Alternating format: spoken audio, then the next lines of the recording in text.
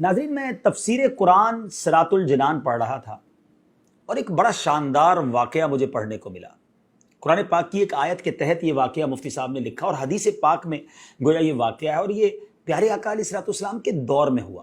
ماجرا یہ تھا کہ ایک شخص جس کا نام تھا ثعلبہ، پیارے آقا علیہ الصلوۃ والسلام کے پاس آیا اور کہتا حضور میرے مال میں برکت کی دعا کر دیں۔ میں اس واقعے کا خلاصہ پیش کر رہا ہوں۔ تو پیارے آقا علیہ الصلوۃ والسلام نے فرمایا، اے ثعلبہ، وہ اچھا ہے مال جس پر تم اللہ کا شکر ادا کر سکو، چاہے وہ تھوڑا ہو، اس زیادہ مال سے بہتر ہے جس کا تم شکر ہی ادا نہ کر سکو۔ کچھ دنوں کے بعد ثعلبہ پھر آیا، کہتا حضور میرے مال میں برکت کی دعا کر دیں۔ پیارے آقا علیہ الصلوۃ والسلام نے دعا کر دی۔ اب نبی پاک دعا کریں تو قبول تو ہونی تھی۔ اس کی بکریاں ملٹی پلائی ہونے لگ گئیں۔ اب اتنی بکریاں ہو گئی کہ مدینہ منورہ میں جگہ ہی نہ بچی جہاں وہ اپنی بکریاں رکھ سکتا۔ وہ اپنی بکریوں کو لے کر شہر سے باہر جنگل میں چلا گیا۔ اچھا، مال تو بڑھ گیا، مگر پہلی محرومی اس کو یہ ملی کہ وہ نماز میں نہیں آتا، جماعت میں اور جمعے کی نماز میں بھی نہیں آ سکتا تھا۔ نبی پاک علیہ الصلوۃ والسلام نے پوچھا ثعلبہ کا کیا حال ہے؟ صحابہ کرام نے کہا حضور بہت پیسے ہو گئے، بڑا مال ہو گیا، اتنی بکریاں ہو گئی کہ اب مدینے میں جگہ ہی نہیں رکھنے کی۔ نبی پاک علیہ الصلوۃ والسلام نے فرمایا ثعلبہ پر افسوس ہے۔ اب نبی پاک نے یہ فرمایا تو دیر از سم تھنگ رانگ۔ اب کیا ہوا؟ اتنی بکریاں بڑھ گئیں کہ اب جنگل میں بھی جگہ نہ بچی۔ پیارے آقا علیہ الصلوۃ والسلام نے صحابہ کرام کو آرڈر دیا کہ جاؤ اور لوگوں سے زکوٰۃ وصول کرو۔ صحابہ کرام زکوٰۃ لیتے لیتے ثعلبہ کے پاس پہنچے اور کہا کہ تم نے بھی زکوٰۃ دینی ہے۔ جب اس نے کیلکولیٹ کیا تو زکوٰۃ میں تو بہت ساری بکریاں دینی پڑ جاتی۔ کہتا ہے مجھے تو یہ ٹیکس معلوم ہو رہا ہے، میں بعد میں بتاؤں گا۔ صحابہ کرام جب ریٹرن بیک ہوئے نبی پاک علیہ الصلوۃ والسلام کی بارگاہ میں، اس سے پہلے کہ وہ بتاتے کہ ثعلبہ نے کیا کہا، نبی پاک نے 2 ٹائمز، جی ہاں 2 بار فرمایا ثعلبہ پر افسوس ہے۔ اب ثعلبہ کو پتہ چلا کہ نبی پاک علیہ الصلوۃ والسلام ناراض ہو گئے۔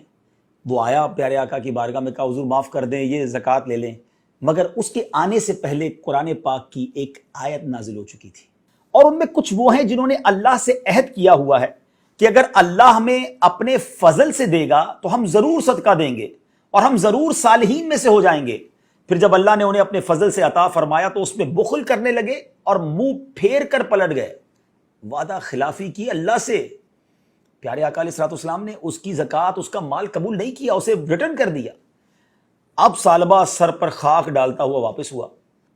پیارے آقا علیہ الصلوۃ والسلام ظاہری طور پر پردہ فرما گئے دنیا سے۔ حضرت ابوبکر صدیق کا دور آیا، ثعلبہ پھر آیا، کہتا حضور میری زکوٰۃ لے لیں۔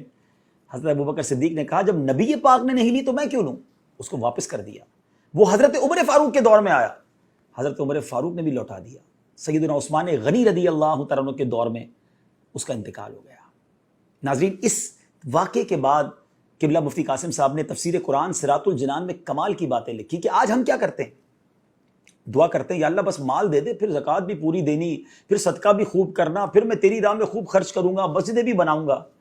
پیسہ آنے کے بعد سب بھول جاتے ہیں۔ یا اللہ اس مشکل سے نکال دے، بس پھر میں نے نمازیں ہی پڑھنی ہے، نفل ہی پڑھنے ہیں، میں نے صدقہ خیرات ہی کرنی ہے، بس یہ بیماری دور ہو جائے، یہ قرضہ اتر جائے۔ کتنے وعدے کیے زندگی میں، جب وہ کام ہو گئے تو سب بھول گئے۔ غور کیجئے، کہیں ہم یہ والا کام تو نہیں کر رہے جو ثعلبہ نے کیا تھا؟ اور پھر ایسی لعنت ہوتی ہے کہ پھر اس کی زکوٰۃ بھی قبول نہ کی گئی۔ علماء نے اس پر بھی ڈیبیٹ کی ہے کہ کیوں ثعلبہ کی توبہ قبول نہیں ہوئی، ثعلبہ کی زکوٰۃ قبول نہیں کی جاتی تھی۔ تو بتایا گیا کہ ثعلبہ جب بھی پیسے دینے آتا تھا نا، اس ڈر سے آتا تھا کہ لوگ برا بھلا کہہ رہے ہیں مجھے، اتنا برا ہوں میں کہ میری زکوٰۃ ہی قبول نہیں ہو رہی ہے۔ وہ لوگوں کی شرم میں عبادت کرتا تھا، اللہ کے لیے نہیں۔ آج بھی کچھ لوگ ایسے ہیں کہ اس لیے نیکیاں کرتے ہیں، اس لیے حج کرتے ہیں، اس لیے زکوٰۃ دیتے ہیں، اس لیے قربانی کرتے ہیں، بڑے بڑے جانور لاتے ہیں کہ لوگ کیا کہیں گے اگر میں نہیں کروں گا، کنجوس کہیں گے لوگ۔ لوگوں کے لیے عبادت کر رہی ہے۔ پلیز سوچئے گا، اللہ کے لیے عبادت کریں اور اللہ سے جو وعدہ کریں اسے پورا کریں۔ ہمیں رب نے بہت کچھ دیا ہے، جو دیا ہے نبی پاک کا وہ جملہ یاد رکھیے گا کہ وہ تھوڑا اچھا ہے جس کا تم شکر ادا کر سکو، اس زیادہ سے جس کا شکر بھی ادا نہ کر سکو۔ آخری بات کہہ کر گفتگو ختم کرتا ہوں کہ ایک بڑا پیارا کوسچن کیا گیا کہ ہمیں کیسے پتا چلے کہ یہ نعمت ہے جو ہمیں اللہ نے عطا کی ہے یا یہ ہماری آزمائش ہے۔ علماء نے بڑا پیارا جواب دیا کہ جو نعمت تمہیں ملے اور تمہیں اللہ سے قریب کر دینا، سمجھ لو وہ نعمت ہے۔ اور جب تمہیں کوئی نعمت ملے، کوئی مال ملے، کوئی بھی چیز ملے اور وہ تمہیں اللہ سے دور کر دے، سمجھ لو وہ آزمائش ہے۔ تو اللہ سے ہم اچھی نعمتوں کا سوال کرتے ہیں جو ہمیں رب سے قریب کرتے ہیں۔ صلو علی الحبیب صلی اللہ تعالی علی محمد صلی اللہ علیہ وسلم۔